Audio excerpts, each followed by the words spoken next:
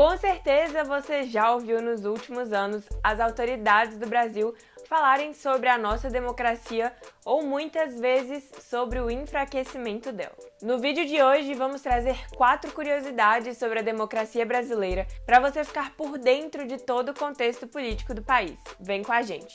E olha só, não sai daqui porque no final do vídeo temos uma pergunta para te fazer. Além disso, já sabe, né? Não se esqueça de curtir esse vídeo e se inscrever no nosso canal. Bom, agora chega de papo e vamos para as curiosidades. Quando falamos em democracia, também falamos em sistema eleitoral. Atualmente, o nosso processo de votação é feito através da urna eletrônica. E olha só, desde 2018, isso por si só já tem dado muito o que falar. E o nosso primeiro fato é justamente sobre isso. Você sabia que a primeira tentativa de tornar o nosso sistema eleitoral automatizado foi em 1978? Nessa data, o Tribunal Regional Eleitoral de Minas Gerais apresentou uma máquina de votar. Isso só foi possível porque o nosso Código Eleitoral de 1932 previa o uso das máquinas de votar.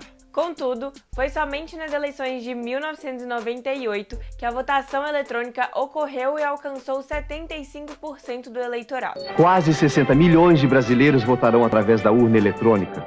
Vamos saber como? Em 2000, as eleições passaram a ocorrer somente por meio da urna, alcançando 100% dos municípios do país. Até aqui, já foram 5 eleições presidenciais com o uso da urna eletrônica. Os eleitos por esse sistema foram o ex-presidente Lula em 2002 e 2006, Dilma Rousseff em 2010 e 2014 e o presidente Jair Bolsonaro nas eleições de 2018. O segundo fato que trazemos para vocês é sobre a corrupção. Provavelmente você já deve ter ouvido falar que o Brasil tem altos índices de corrupção, né? Mas você sabe exatamente como nosso país fica perante o resto do mundo? Bom, segundo a Transparência Internacional, que mede os índices de corrupção em todo o mundo, em 2020 o Brasil ocupou o 94º lugar entre os 180 países ranqueados. Isso coloca o Brasil em um dos países com os maiores índices de corrupção do mundo, é verdade. Mas você sabia que em 2010 o Brasil estava na posição 69? Isso significa que de 10 anos para cá o nosso país se tornou mais corrupto.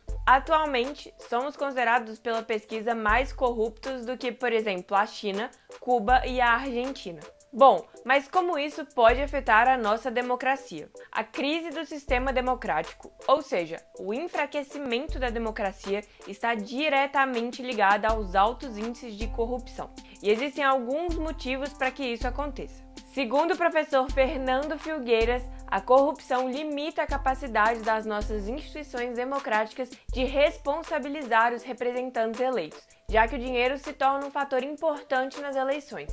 A nossa terceira curiosidade é sobre a divisão de competências do poder público. Quando falamos em tipos de estados, existem 2 classificações comuns. A primeira são os estados unitários, que são aqueles que concentram o poder político em uma autoridade central que assume a agenda decisória do estado e direciona os comandos aos mais distantes espaços de penetração no território daquele país.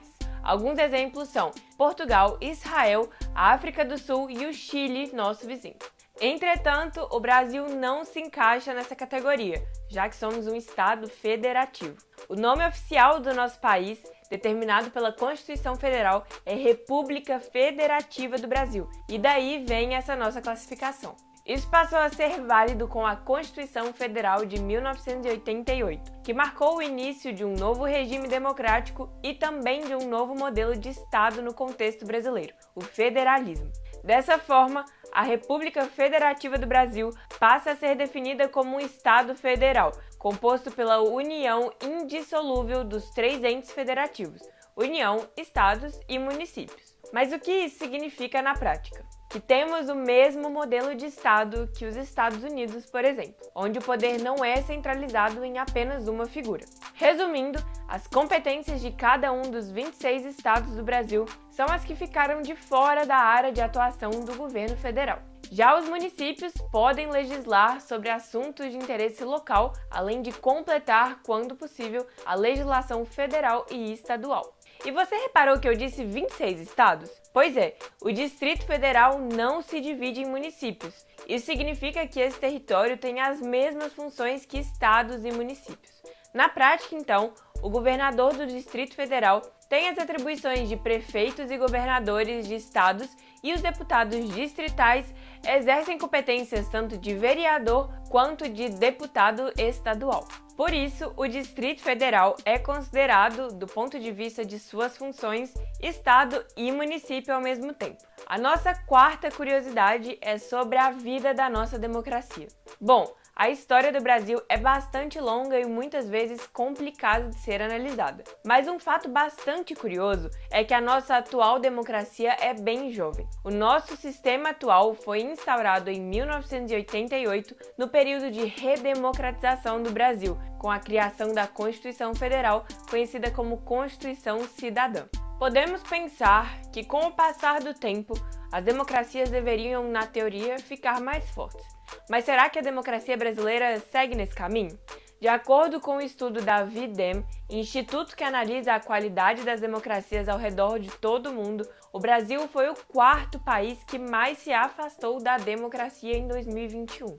Fazendo uma comparação entre 2010 e 2021, o Brasil não manteve a sua qualidade democrática. Numa escala de 0 a 1, no qual 0 representa o regime ditatorial completo e 1 a democracia plena, o Brasil hoje registra pontuação de 0,51, uma queda de 0,28 em relação à medição de 2010, que ficou em 0,79. Ou seja, parece por essa análise que a democracia brasileira não segue a tendência de ficar mais forte com o passar do tempo. Por isso, é sempre bom ficarmos informados do que se passa no nosso país.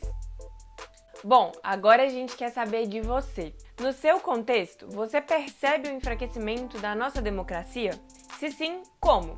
Conta aqui nos comentários que a gente vai te responder. Nos vemos no próximo vídeo.